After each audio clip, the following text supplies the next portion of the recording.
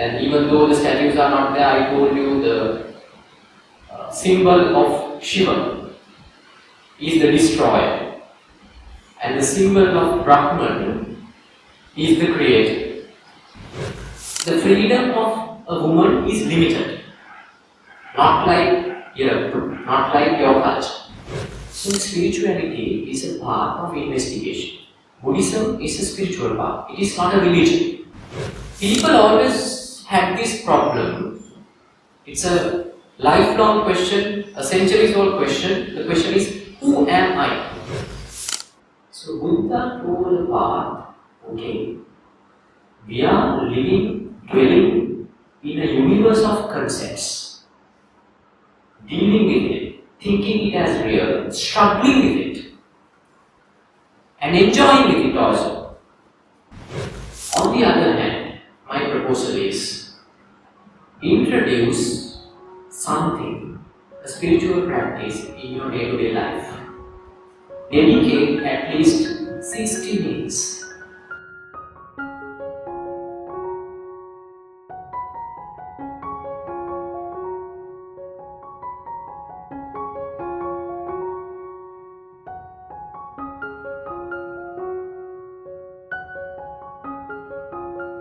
Good morning. Good morning. I believe that you are experiencing a different thing. This is what happens during a Poya day in a local temple in Sri Lanka. You will see that these people from the nearby village, mostly ladies, they spend the whole day from morning to evening. They have observed, we call it sin. It's a code of conduct. They have observed certain pleasures, and they save it for the entire day. And throughout the day, they engage in chanting, meditation, spiritual discussions, and worshipping, so and so forth. And so it's a different experience for you also. I hope that you will enjoy it.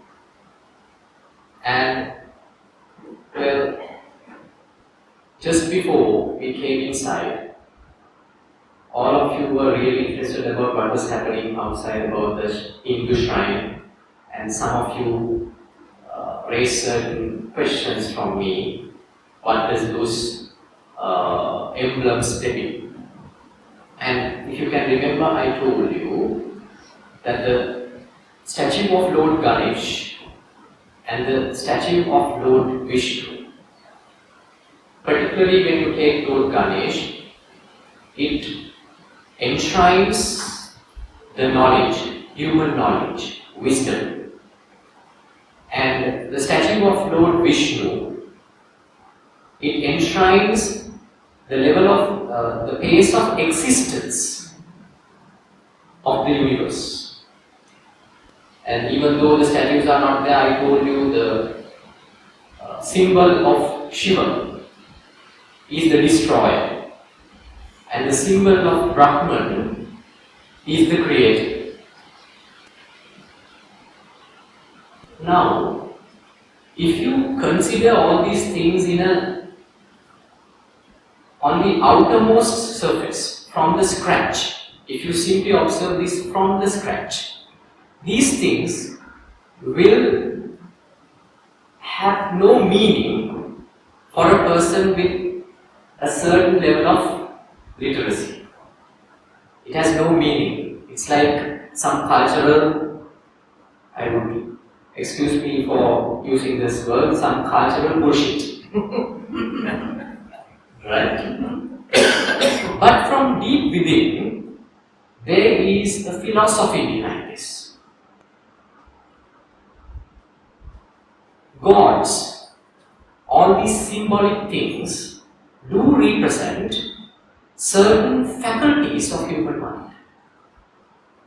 Wisdom, knowledge is a faculty of your mind. Maintenance, existence is a faculty of your mind.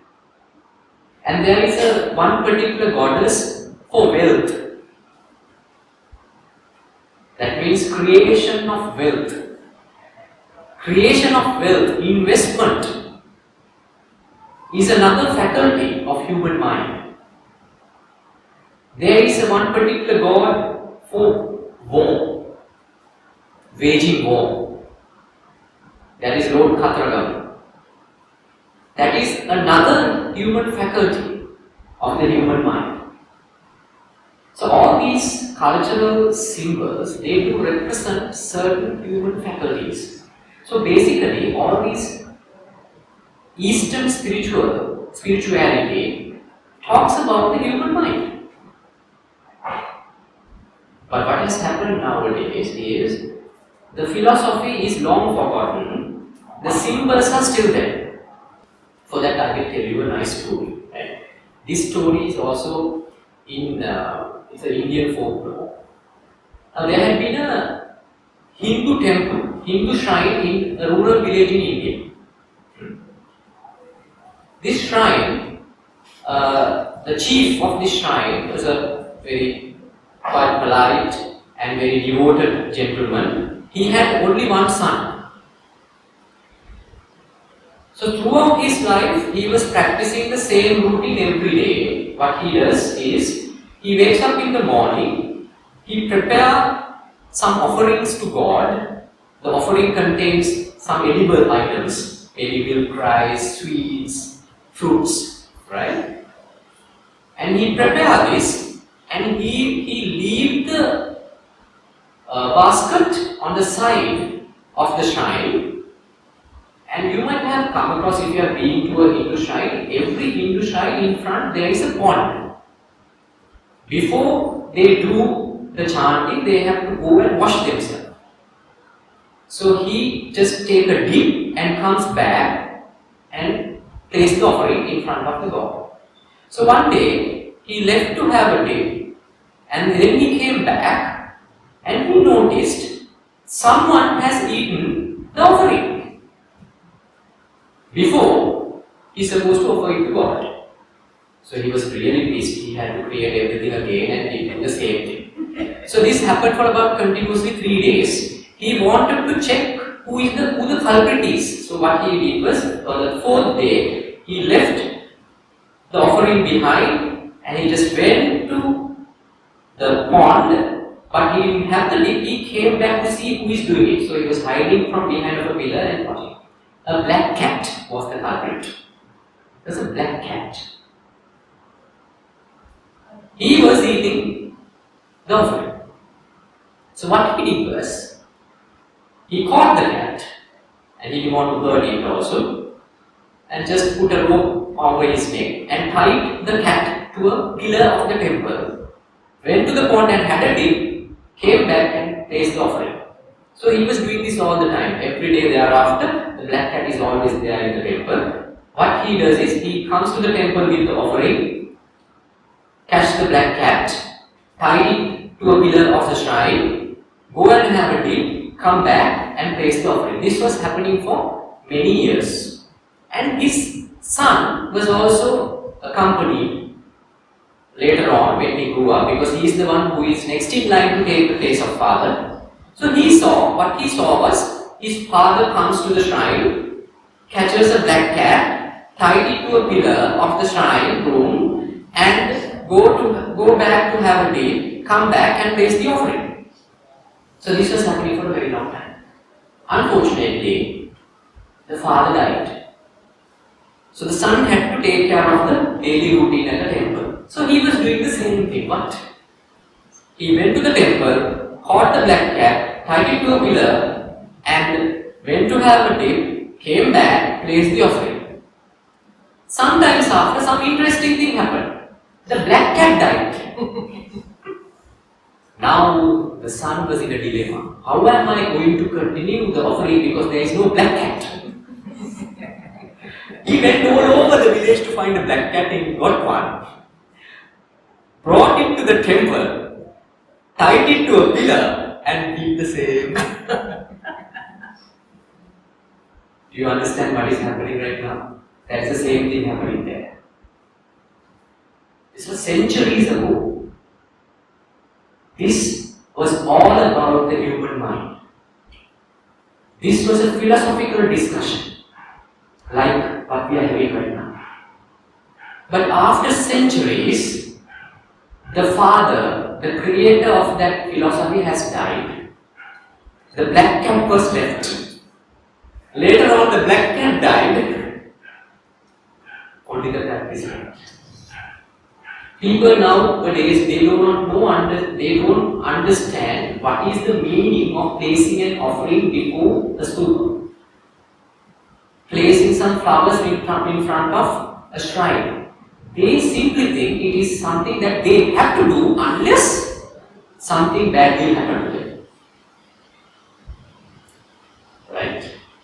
But from deep within, this is a philosophical story.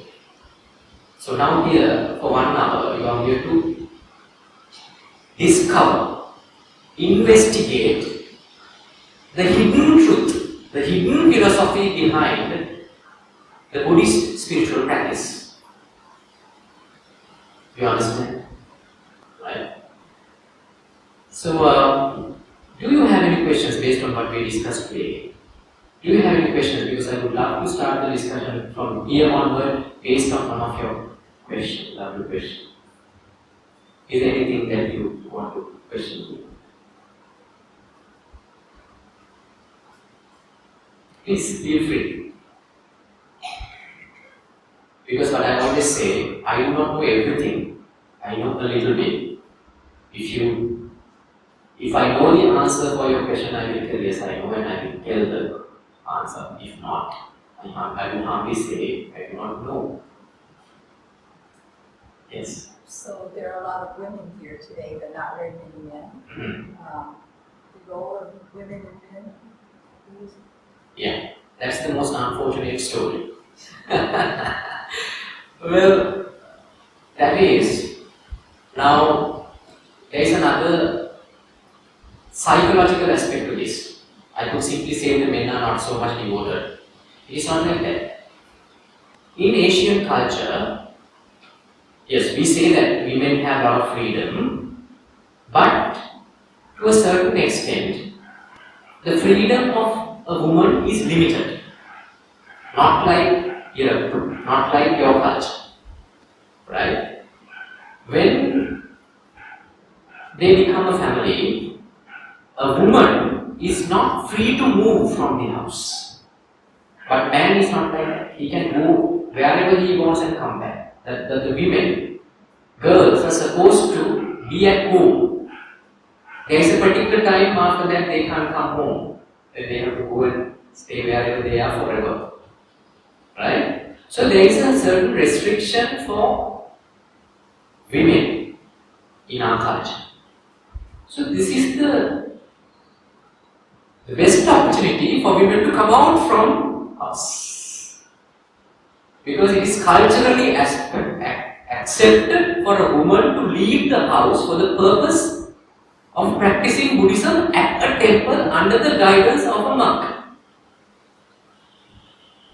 Do you understand? I am telling you the truth. This is the real reason you find a lot of women here but not men. You will find them in a bar, nearby bar or a club, enjoying.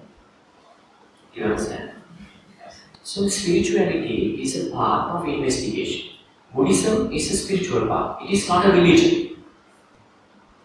Buddhism is all about questioning. There is no dogma here. Buddha, we worship him not as our ruler, not as our, the person who give orders to us.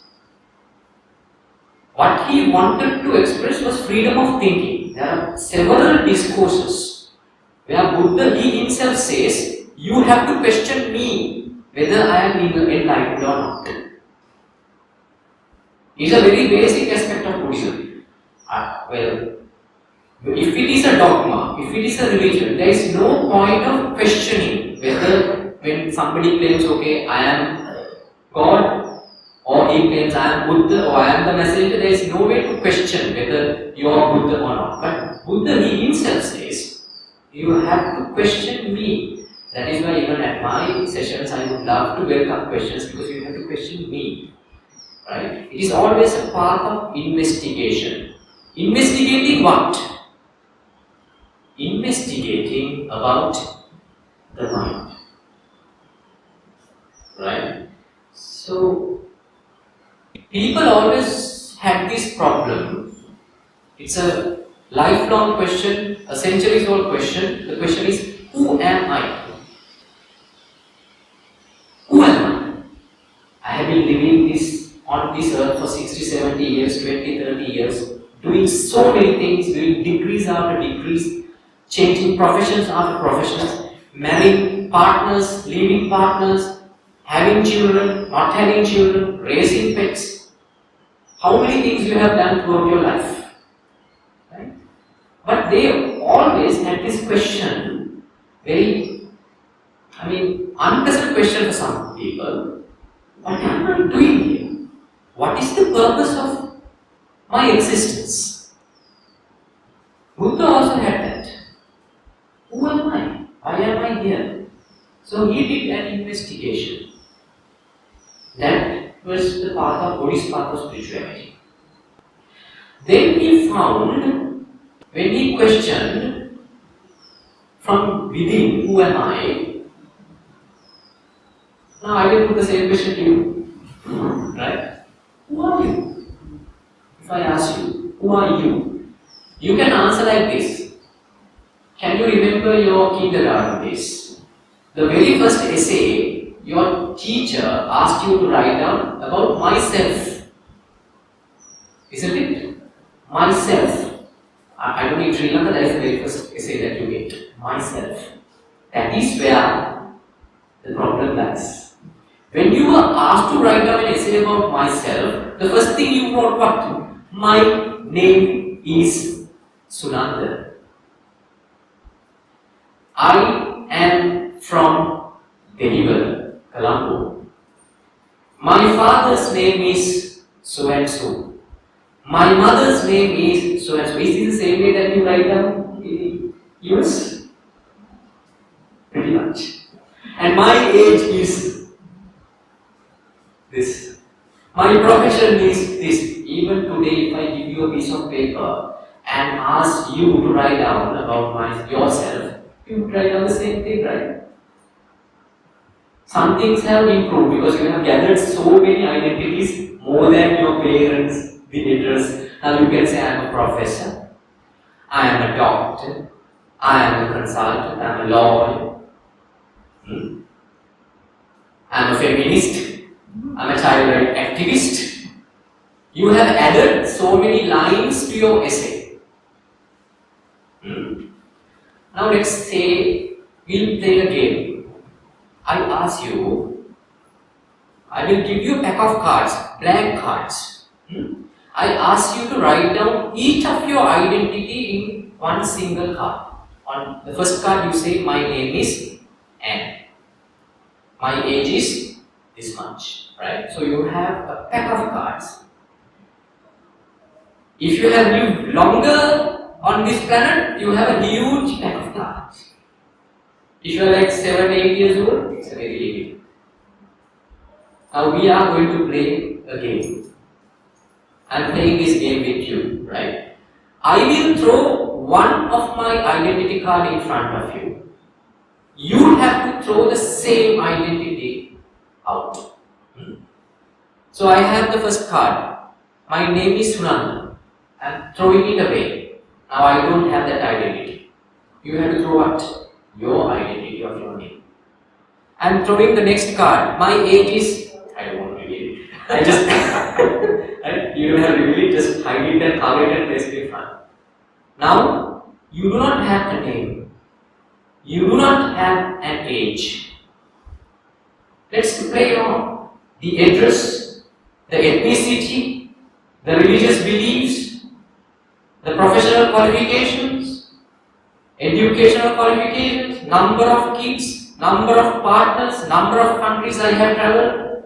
There was one gentleman on my first session, he has traveled 183 countries, certain from California, having 8 patents. So he had to put down 8 patents also out. Now, you are running out of cards. You are giving away all your identities out. Let's say there is nothing left to play with. Who are you now? Silence. Check your mind. It's in total silence. Feel it. Embrace it.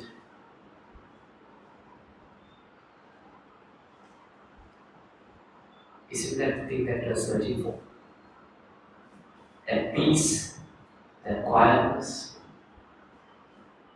that ultimate stillness. Buddha found that. The concept of I was created by your identities. But we are not mindful enough. We have no awareness, enough awareness to recognize that I am made up of my own thoughts, my own concepts.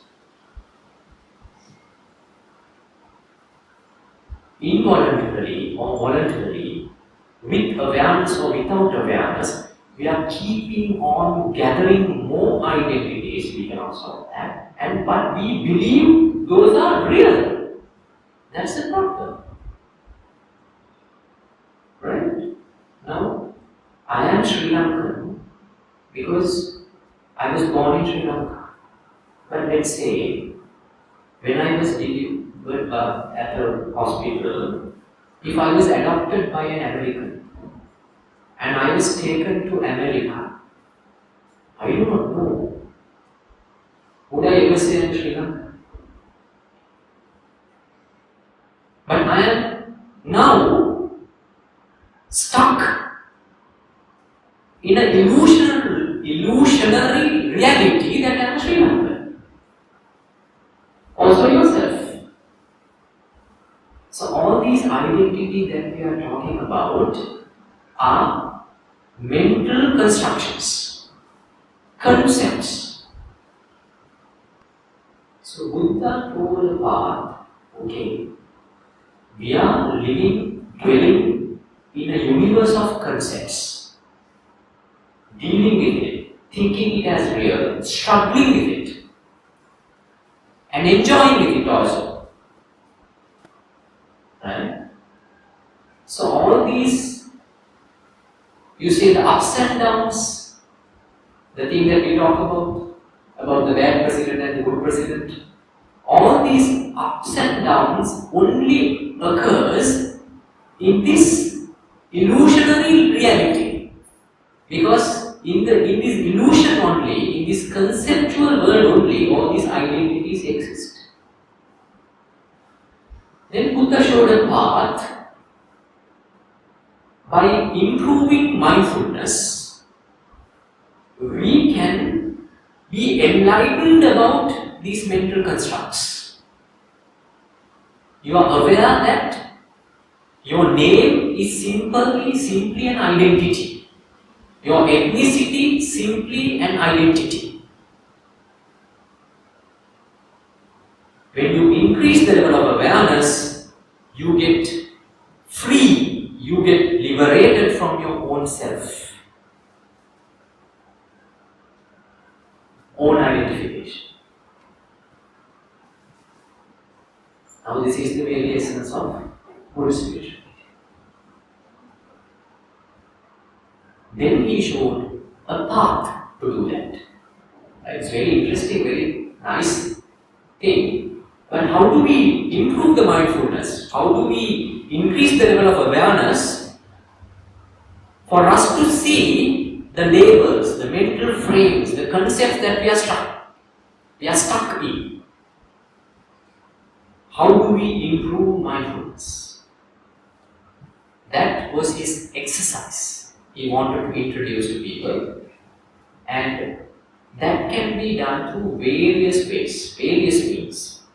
Being mindful, you can do it with anything in your day-to-day life. If you are a profession, you can be mindful. Right? If you are a laborer, with your laborious work, you can be mindful. If you are simply a housewife, while you are cooking, you can be mindful. Even in the shower, while you are taking a dip, you can be mindful. Every human experience can be an exercise to be mindful. Meditation is also another exercise of being mindful. Seated meditation. Do you understand? So Buddha introduced several different aspects of meditation to increase the level of mindfulness, because once your mindfulness is increased, you will recognize those mental constructs that we are stuck in. What is wrong of being stuck in a mental construct? This is the problem. Let's say you are a highly qualified person. Let's say you are a highly qualified professional. That is the mental construct. You know your value, but somebody undermine your professional qualifications. She is worthless. She is just showing off. What will happen to yourself? You will enter into an emotional struggle. Because when we have a mental frame, it's okay to have a mental frame, but if we are stuck in it without knowing that we are in a mental frame, somebody opposes to our mental frame. When somebody opposes to our ideology, we cannot keep calm. That is where the suffering happens. But if you are mindful at that moment, okay, this is a mental construct. I was thinking that I am good at what I do. It is only that my opinion. She has every right to believe that I am not good at what I do. And when you arrange this tour in Sri Lanka, right, you have certain expectations, right? How my accommodation should be, how this discussion should be, how this monk should be, how my lunch should be. Right? I'm pretty sure you might have paid hell a lot for a 5-star lunch, but our good friend Vijay will offer you some junk food. Are you ready to accept it? Are you ready to accept it? Yes.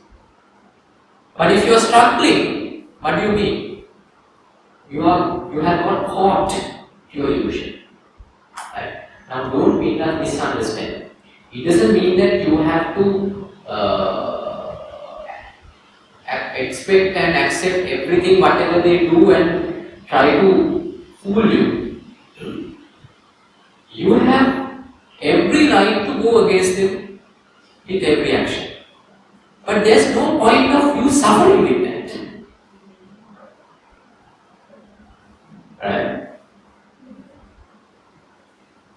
You were thinking that you should receive this much of recognition in Sri Lanka, but if you were not received the same, you simply, if you are aware, you will see it was my expectation to receive the recognition. Right?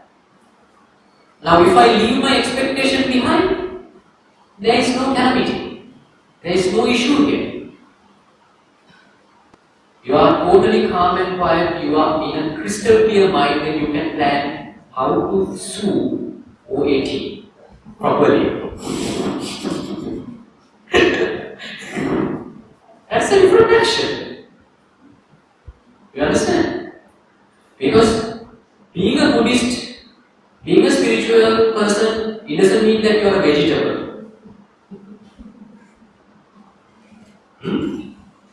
It is not like that. It doesn't mean that you have to deal with all the fools around you.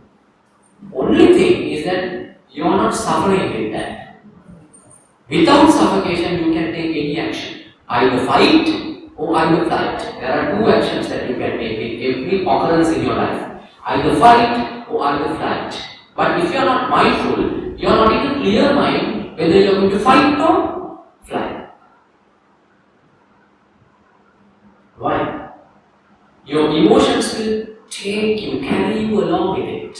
Your anger will carry you along with it. So you are not in a crystal clear mind to make a proper decision in your life. So this is being in spirituality. Investigating what spirituality is the best investment that you can do. It's not putting some bank making a deposit in a bank or investing in somewhere else, but investing in yourself is the best investment that one can do. Because based on that, you can do magic with your life. You understand? So, I think now you know what mindfulness is and what is the importance of mindfulness. Why should we do this? And this is always an investigation process. There is no dogma here. You have to question. So I believe now you might have some questions. Please.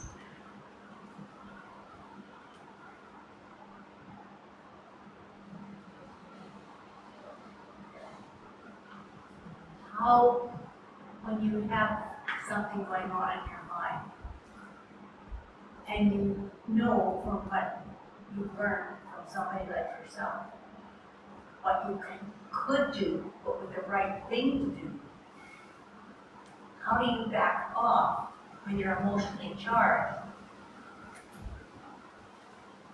and do the right thing? How do you back off from that? Because your emotions are mixed. And maybe the other person's is too, if you're with people. Good question.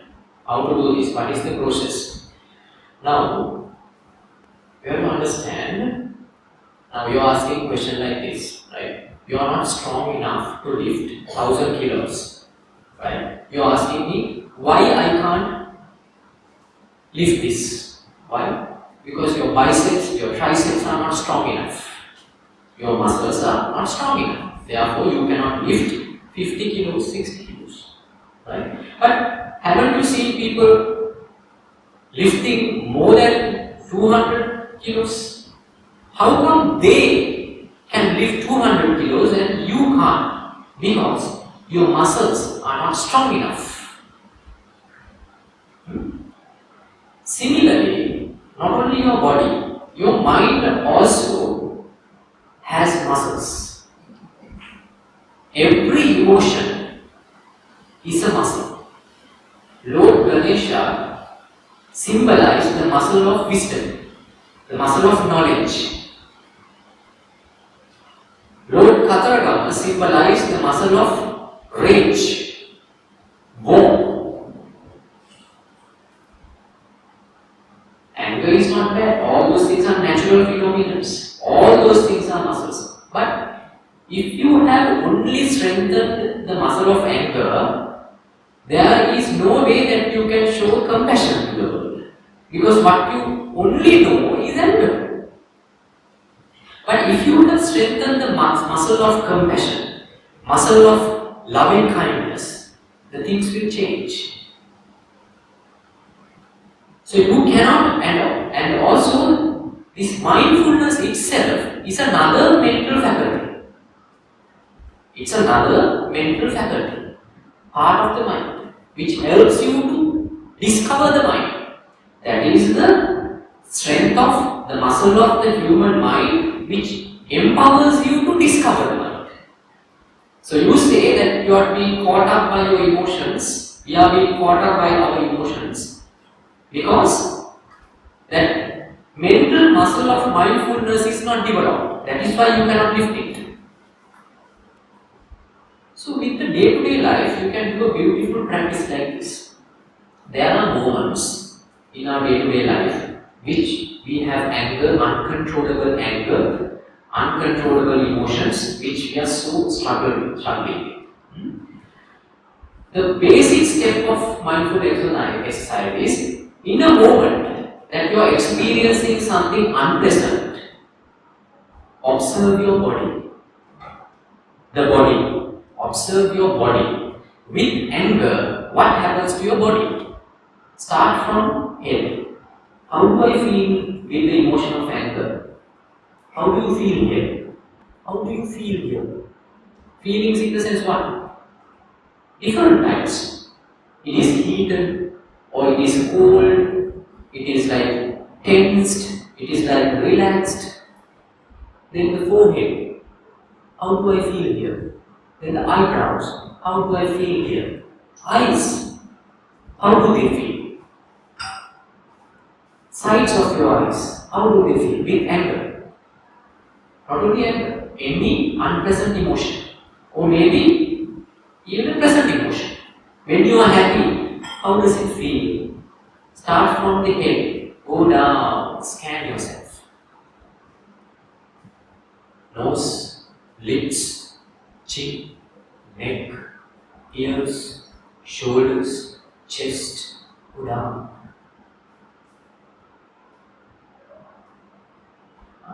We don't want to get away from anger. We want to observe anger. I know that. You want to get rid of anger. This is not where I am taking. I want you to observe anger. Get to know what anger is. Because what we have been trying to do throughout our life is escaping from our emotions. We have been traveling on a horizontal direction in our mind. I want you to take you vertically. When you are angry, I want you to go in depth of anger. That is why I want you to observe what happens to the body with anger. You should get to know what anger is. That is how you understand the mind. If you try to escape, if you still go on a horizontal path, it won't be an everlasting thing. So with every emotional struggle in your day-to-day life, the very most primary and very easiest thing is observe your body. See what happens. Do it next time.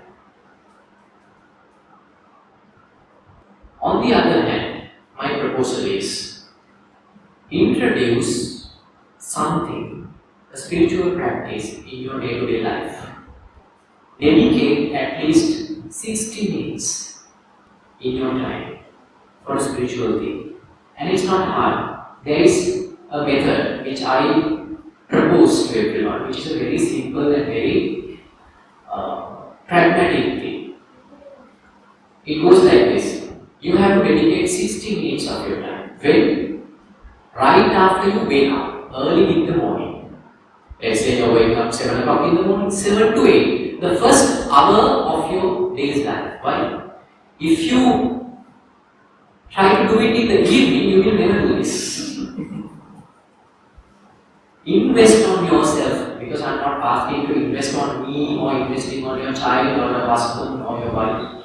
Invest on you on the very first hour of your day. Right after you wake up, first hour. What do you have to do in this first hour? You have 60 minutes. You divide it into 3 portions.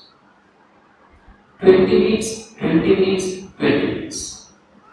First 20 minutes, do some exercise. Warm up your body. You can do whatever you want. If you like doing yoga for 20 minutes, that's fine. If you want to do some cardio exercises for 20 minutes, that's fine. Or Zumba, dancing, whatever, 20 minutes, that's fine. But what I want you to do, if possible, at the end of the session, you should be sweating, or at least warmed up. First 20 minutes, a warm up. Next 20 minutes, you place an alarm for 20 minutes. Sit somewhere comfortably, wherever you don't have to sit on the floor if it is uncomfortable, right? Take a chair, right? And when you do this, we will do a small exercise at the end of the session. Try to be in the most comfortable position. Check whether you are leaving your palm and hands on the most comfortable position, right? And always try to at least maintain some straight posture. It's okay to have a support, no problem. And the next important thing is your head should face forward. The chin parallel to the ground. Why?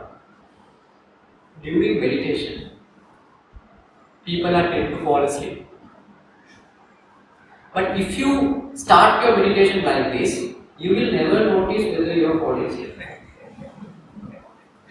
But if you keep your chin parallel to the surface, it will tilt like this. So that you can recognize that you are falling asleep. Okay? Why am I saying is this positioning is correct? Because since I believe that you are a beginner, I don't know whether there are maestros here, it doesn't matter, but whoever you are, don't rush in anything in spiritual path. Check whether your hand, legs are in the most comfortable position. And small hint, don't keep your legs crossed like this, it is not comfortable. I mean, if you are sitting on a chair, rest it properly on the floor, rest it properly. And you know the spine, you know the head. And before starting, just check your surrounding, whether I am in a safe environment. Who is in front of me, who is next to me, who is behind me. Right? Then you gently close your eyes. You gently close your eyes. And do nothing. When you start meditation like that, for few seconds, your mind will be at a total blank for few seconds. But after few seconds, after a couple of seconds, it's like a waterfall. The thoughts will start to fall like a waterfall. First thought, second thought, it will just fall. What you have to do is create an artificial separation from yourself and your thoughts. Right? It is like that you are watching a movie. Watch this beautiful movie created by your own mind. Observe your thoughts. You are not changing anything, just observe, like watching a movie. That is the second step. Last 20 minutes, keep a journal. Write down the date. Write down the thoughts which came across during the meditation session. It's simple like this. You say you watch a teledrama for movie for 20 minutes. You write down what happened in the movie. That's it. As far as you remember, you don't have to recall everything. As far as you remember, you write down. Maybe the thoughts, maybe you might have heard a sound, maybe you might have sensed the air conditioner, anything you sensed or you thought. Your feelings, emotions, thoughts, you record it as much as possible.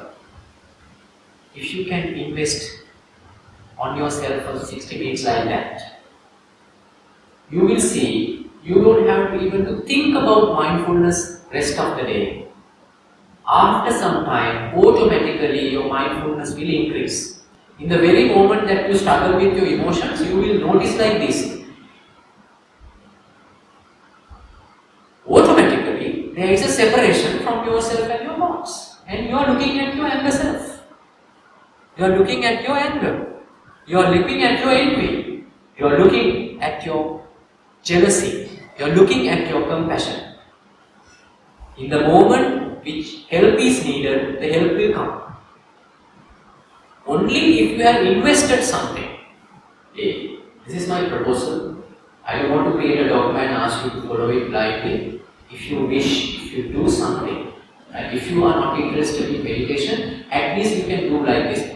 Exercise for 20 minutes and write down what came across to your mind during the 20 minutes of exercise. At least you will lose some body fat, some calories because you are exercising. You don't need to meditate because I know for some people it's difficult to meditate. Right? It's difficult. For them, as I told you, there are different ways. For them, exercise would be enough. But if you can meditate, do meditate. Then you will see the first 21 days is the most troubling days. Adapting yourself to a different new practice at the beginning is a struggle, but only for 21 days. If you continuously, without a break, do for 21 days, the 22nd day will be automatic. You will wake up automatically even before the alarm. There is no You don't need anyone to wake you up, you don't need anyone to guide you, you will do it. And you will see, now you can lift more weight because you are now strengthening your muscle, you are working out in a mental gym. Your mental physique will be beautiful, more strengthened. And also, because since you are exercising, your physical body will also be streamlined. So this proposal of mine to introduce 1 hour of investment yourself is created to make a balanced body and a balanced mind simultaneously. You understand? So what happens next? Then you will see your awareness level is increasing. Now you know what happens inside. Now you are getting to know the illusion, the mental constructs, concepts that you are stuck in, ideologies. Do you understand? So this is Buddhist spirituality. This doesn't age. This philosophy does not age. With age, it has become fine wine. Even after 30,000 years from now on, this is a fresh thing for everyone. Because it helps you to live a wonderful life. Experience this human life more blissfully. Because this life, this is a short life. It is not something supposed that we should struggle with. Now you are spending some money and dedicating some time to make a holiday in Sri Lanka. But what I believe, our entire life should be a holiday, should be an excursion, should be enjoyed. It can be done only if you are mindful. You understand? So I think it's now, if you have questions, please move forward. And then the latter part, we can do a simple exercise of meditation. Right? Let's see how much time that we have. 10:30. We started at 9:30. So we have 10 minutes. Do you have questions? Yes, please. Did you personally become a monk so that you could achieve this state in your mind, or so that you could help others achieve this state? Both reasons. For both reasons. Especially because I was in this practice even before my ordination. Right? Thinking, investigating about the mind. Right? This practice was there for a long time in my life. In the Buddhist culture, if you want to spread the message, spread the spirituality, this is the best platform for one to help others. Right? Because if you preach in your clothing, nobody will listen to you. I'm very recent that you are here also because I am a monk. if Sarah going to do the same thing, would you listen to him like this? There are certain platforms. Right? You have to understand, you have to make use of it. So you are correct for both of those reasons. For my own benefit, because I have enough access to spiritual knowledge, enough time to invest on my spiritual practice, enough resources, especially human resources. There are people who are following the same path. We are together. Now in your household, if you start doing this spiritual practice, you will be the only person who will be meditating in that house. But the rest it will be like a But if you are in a spiritual environment, everyone is doing it. It's a very encouraging. Right? But it is not an excuse for someone to not to do a spiritual practice at home. You can do that because I did it, even at home. Right? Any more questions? Yes. In the Christian theology, we're taught to pray, and me that prayer and meditation are parallel paths. Yes. Can you comment? Is there something different than that? As I told you at the beginning, any exercise in your day-to-day life, you can make it a mindfulness practice, right? But as only a little change that you have to do, little introduction. While you chant, observe the mind. What happens to the mind? While you pray, observe what happens to the mind. Be with your mind in everything. Then every action will help you to develop mindfulness. But if you are not aware of what you are doing, it won't strengthen the muscle. Do you understand? So you can now say, well, exercise is something that you should do. Apart from doing the meditation, you can chant, you can pray for God, to God for 20 minutes, that's fine. But be in the mind.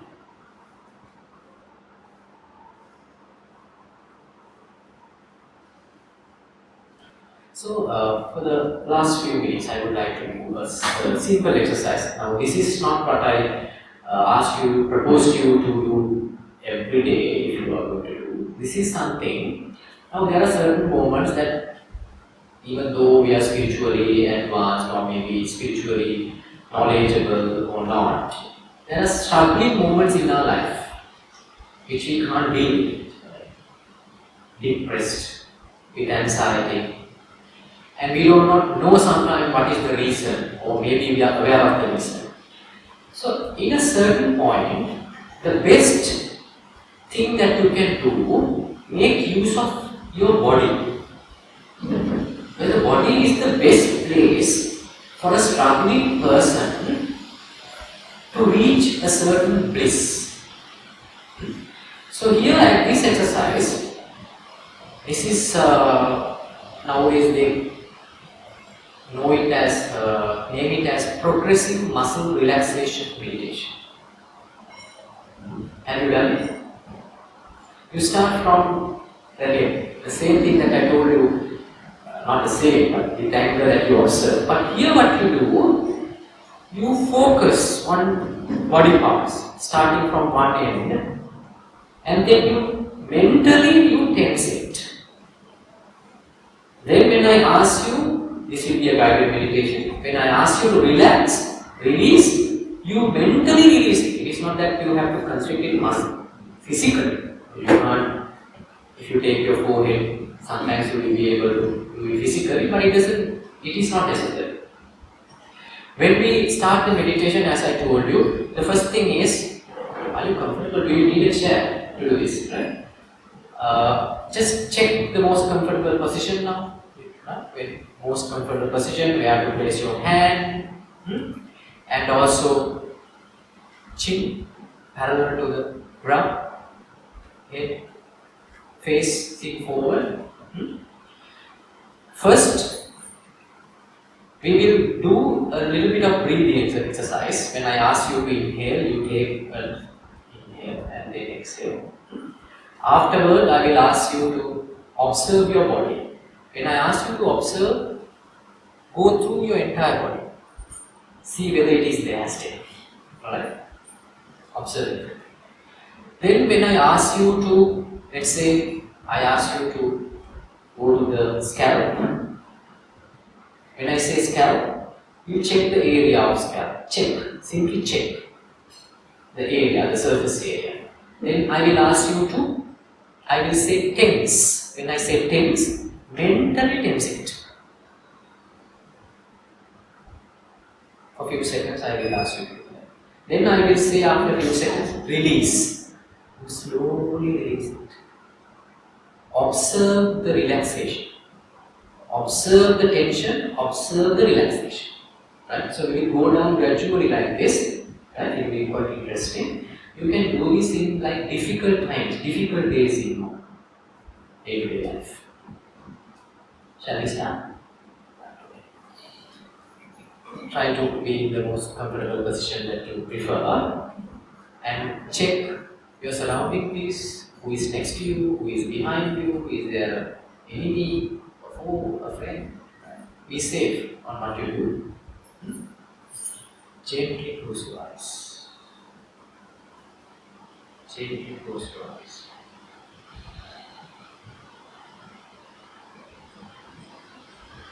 Just think about the surrounding that you saw just before closing your eyes. They are still there.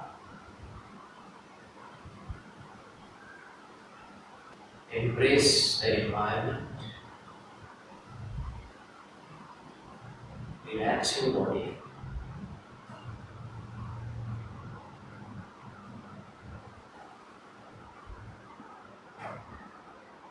Breathe in. Exhale. Inhale. Exhale. Inhale. Exhale. Inhale. Exhale. Inhale. Exhale. Be with your breath for a couple of minutes.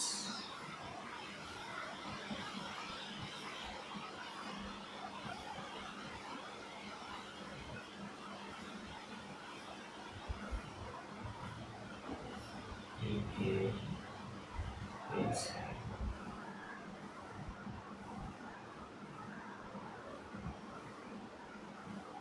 Observe your body from head to toe.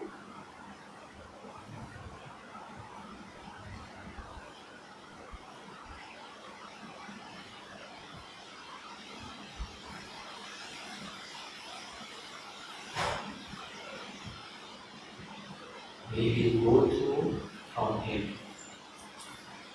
to all the body parts. Scan.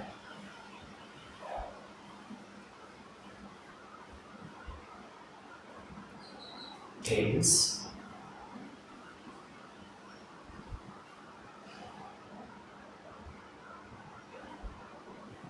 Release. Feel the relaxation. Forehead. Feel the surface area.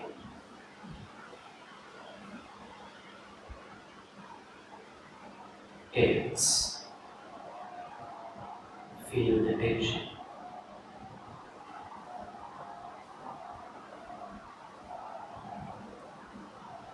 Release. Feel the relaxation.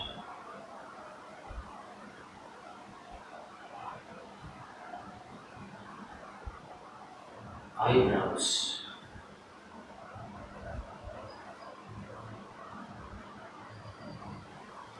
Tense.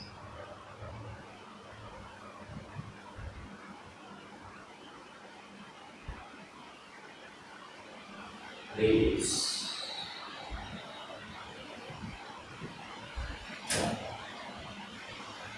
Eyes.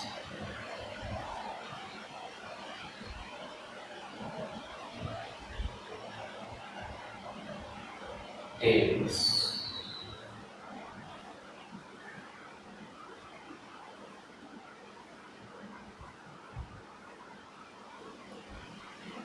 Release.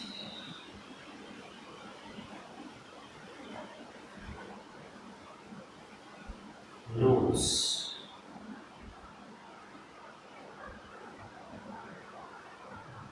Tense.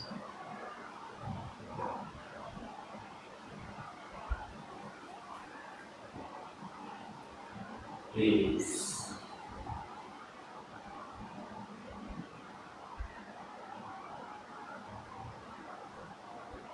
Cheeks.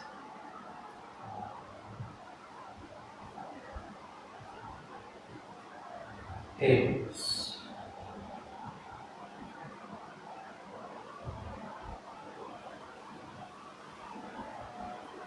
Release.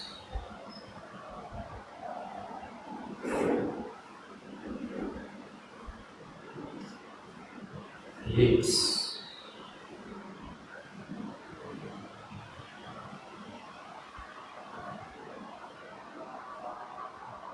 tense,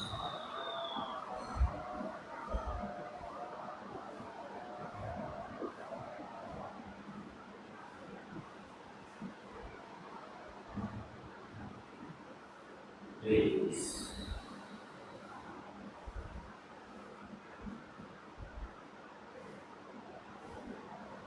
Chin,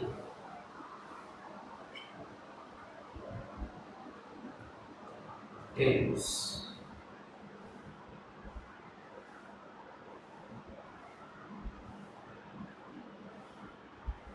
release. Ears,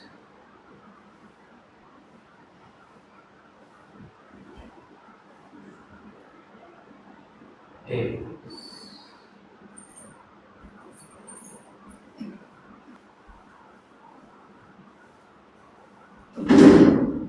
release.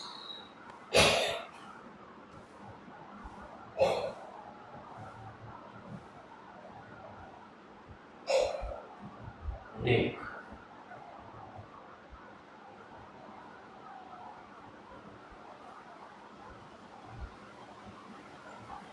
tense,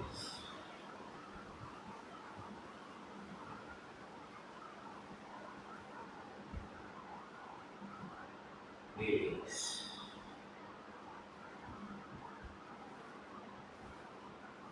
Shoulders,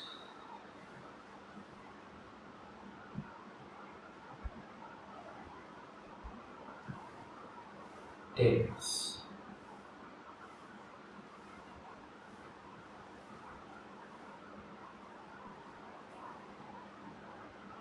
release.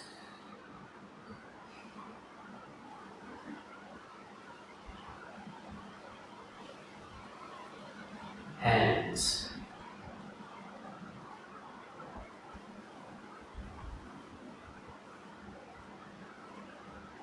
tense,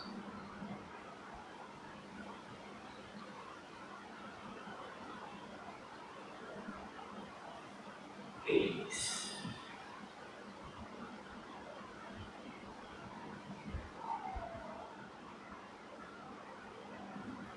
Chest,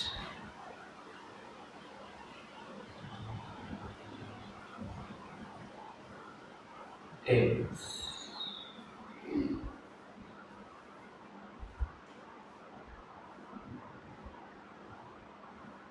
release.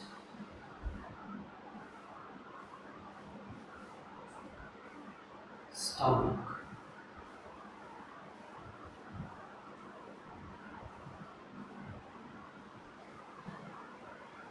tense,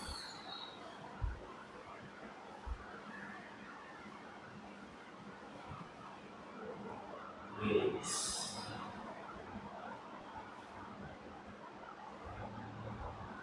Upper back,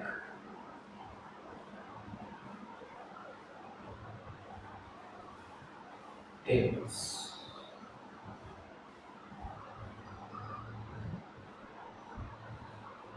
release.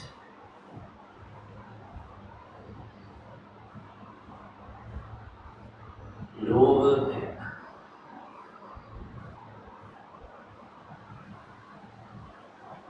tense,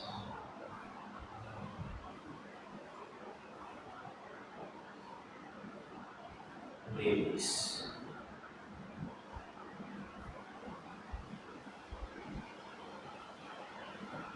Buttocks,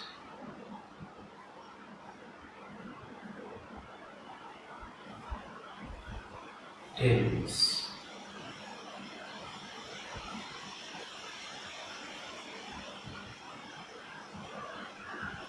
release.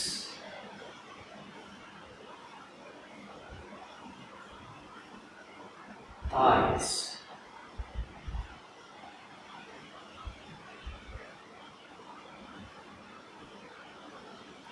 tense,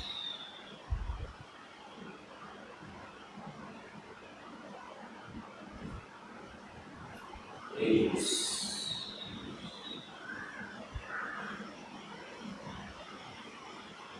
Knees.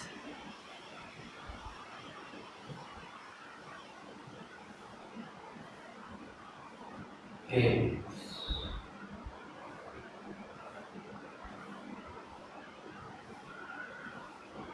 Release.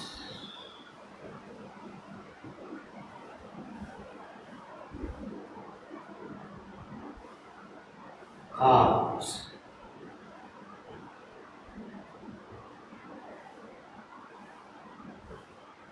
Hands.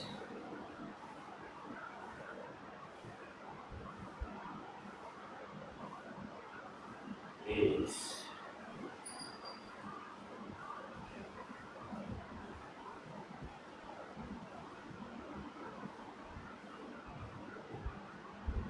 Ankles.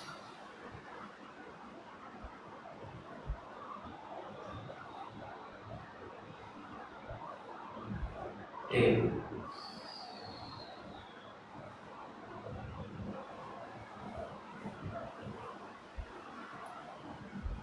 Release.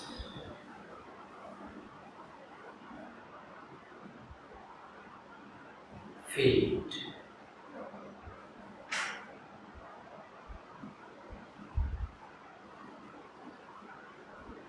Toes.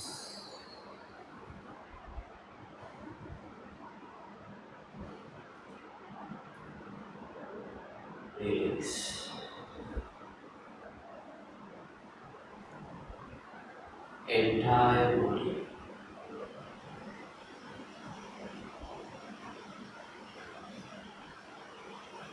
Tense.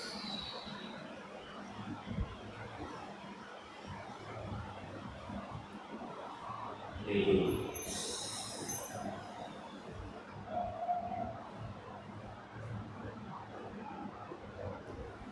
Inhale. Exhale.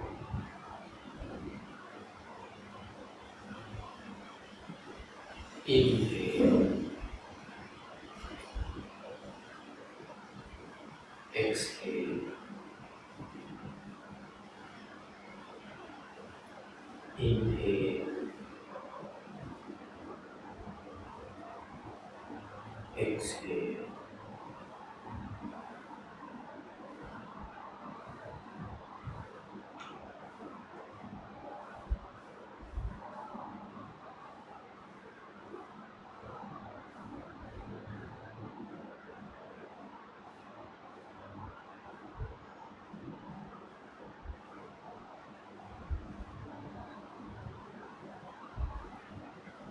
Gently open your eyes.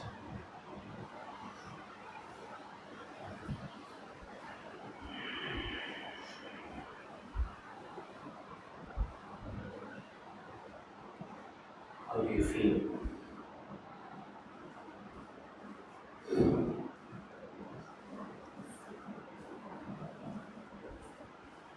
So this is what happens when you invest on yourself.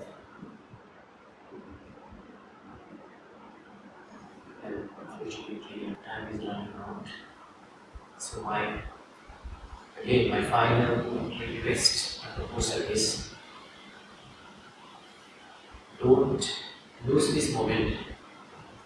Keep this going. Invest on yourself. Introduce something new to your life, as I suggested.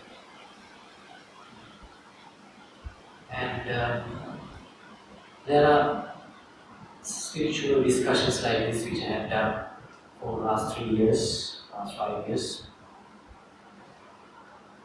Those things are available, they are on my YouTube channel, that is why I'm recording this also for publication.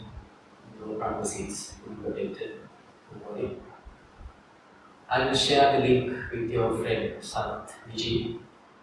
If you wish to investigate more on spirituality, feel free to watch those things. We'll keep in touch. Thank you very much for your participation. I know that these are the final 2 days you're in Sri Lanka. I hope Now you have realized the magic, real magic of Sri Lanka. Yes, the wildlife is best, the culture is vibrant, and spirituality is extraordinary. I believe that you will come back again to Sri Lanka, to this wonderful island. Until that, have a safe flight. May the Triple Gem bless you.